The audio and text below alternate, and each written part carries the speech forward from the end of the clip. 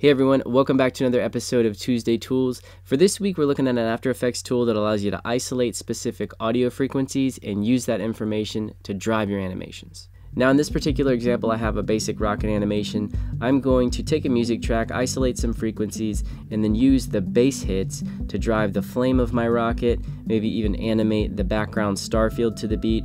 And then I'm going to have another example where I have the rocket flying through the screen, and as it's flying across, I'm going to have it jump ahead to the beats.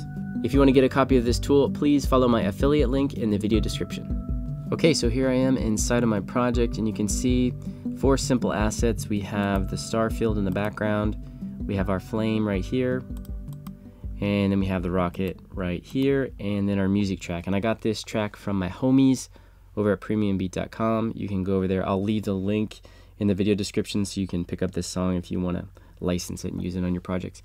Okay, so over here is the FreqReact panel. Now, one of the main things I like about this tool is the interface is super easy, super streamlined. It can be confusing when you're first using it, but after you use it once, you pretty much have it down. And after you understand how it works, it is so nice. You can use it really quickly, and it's going to speed up your workflow, and I really like it. So the first thing we want to do is, let's say we want to focus on the flame first. We want to make that flame react to one of the bass hits of our song. So first, I'm going to select New Profile, and we're going to call this bass.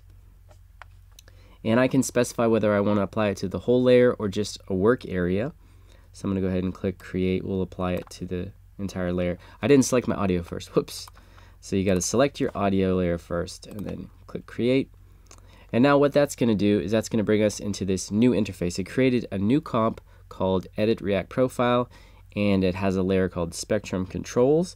And now we can play this back, and we're going to be able to see these frequencies. Now the problem is these are really large and they're coming up off of the screen here.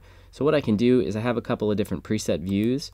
I can view specific frequencies, and I can control the height of the spectral of the frequencies. So if I want to look at these a bit smaller, I can. These are still sticking out here. So what I can do is I can look over here in the Effect Controls panel, and I can lower the spectrum height here.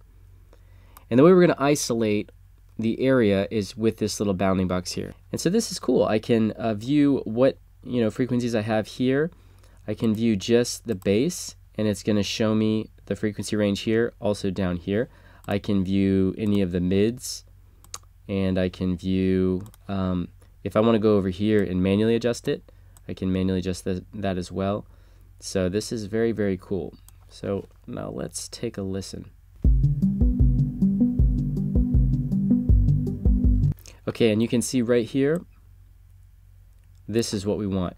So I'm going to grab the bounding box, and I want it just kind of circle that, surround that there.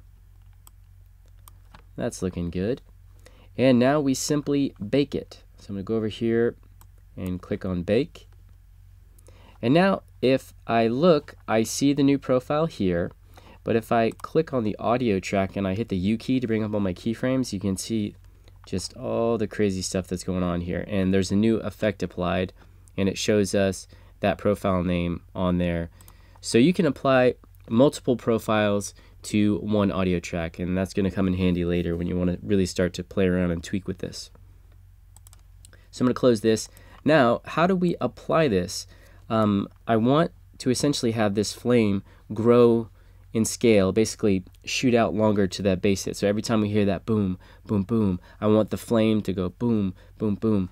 So I'm going to go over to the flame, I'm going to hit the S key for scale, and now I need to select that property. And then I'm going to go over with the bass profile selected.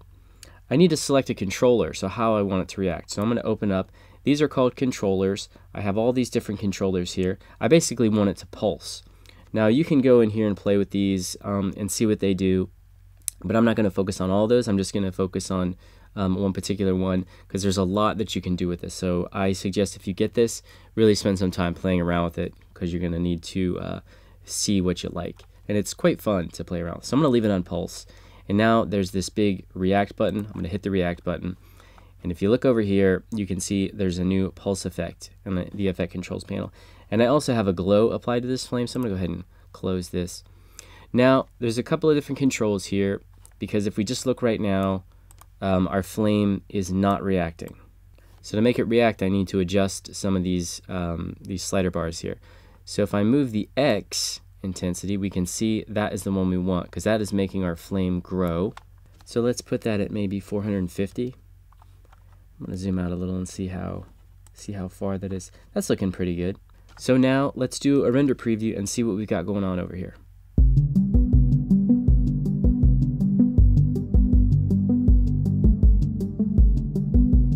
Alright, so that looks very cool. Now, if you're confused as to why I changed the X intensity, but it's scaling vertically on the Y axis, that's because when I created this shape layer originally, I had done a 90-degree rotate, so that's why it's growing that way. If we open up the scale attribute, you can see that it added this expression, and we also have this effect here. Now let's say we want to apply this same effect to our star field. So it's as this rocket is traveling through space right now, but let's say we want the star field to react to those beats as well, so that every time that flame burst happens, that it's speeding it up, and then the star field will move accordingly. So I'm going to close the flame properties, open up the stars, press U to bring up my keyframes, and you can see right now I have this CC ball action to make the star field, and it has a simple rotation animation here, and that's how that's going on. So what I want to do is just select this rotation property, and with my base profile selected, I can click on React, and it adds that effect up there. Now I'm going to go up, and it's only giving us an X intensity here. So let's bring this to maybe 10. And down here it says mods. If I open this up, these are some additional attributes or advanced features that I can do. Right now, that's just gonna make our star field fluctuate but go back to its original position. I want it to basically jump and then keep jumping as it's, I don't want it to jump back and forth. I want it to be additive. So to avoid that, I'm gonna go click this additive button. And now it's playing accordingly.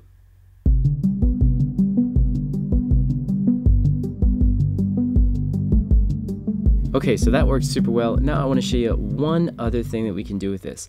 Now I'm going to get rid of the stars, and we're going to have the rocket fly through the screen, and we're going to have it hop a little bit as it's going. So I'm going to turn off the star layer. Then I'm going to select the rocket and hit the P key to bring up position. And I'm going to zoom out, and let's go ahead and add a keyframe at the beginning. I'm going to bring the rocket down here out of frame, and then I'm going to go to the end of the comp, which is 10 seconds in length, and then I'm going to bring it all the way up to the top here so it kind of flies through. So now we have this very simple, it's flying through, the flame is kicking out to that beat. So now we want that starship to kind of speed up it's going to jump ahead, like basically that flame is kicking it and it's moving ahead and responding accordingly. So to do that, all I need to do now is grab my position attribute, and with that profile selected, hit React, and it's going to add that. And now I need to adjust the Y intensity. I'm going to bring it down into the negatives, and you see as I move this into the negatives, you can see that it moves it up. So I'm going to go ahead and do negative, let's do like negative 700. And now you can see it added an expression, but our keyframes are still there. So if I open it up, you can see this expression here and the effect here. And be sure to go to the mod section and click on additive, because you want this to keep moving forward as it hops. If you do not select that, it's going to hop forward, move back, hop forward, move back.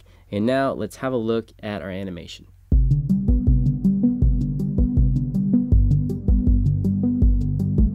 Alright, so there you have it. Super fun project. This is a very cool tool. I really like everything about it. The interface is very, very simple, minimal. It might be a little difficult to understand how to use it at first, but once you figure it out, It's extremely easy, and you can really speed up your workflow and get great results very, very quickly, and it's a lot of fun to use. So I really suggest you follow the link in the video description. You can check out the creator's website as well as the trailer that he put together for this product, and I really hope that he makes some extra tools soon, because yeah, just really impressed with this one. So follow the link in the video description and pick up a copy. If you like the video, be sure to hit that thumbs up button, subscribe to the channel, hit that notification bell. You can follow me on social media at Boonlow's Video, and I'll see you next week.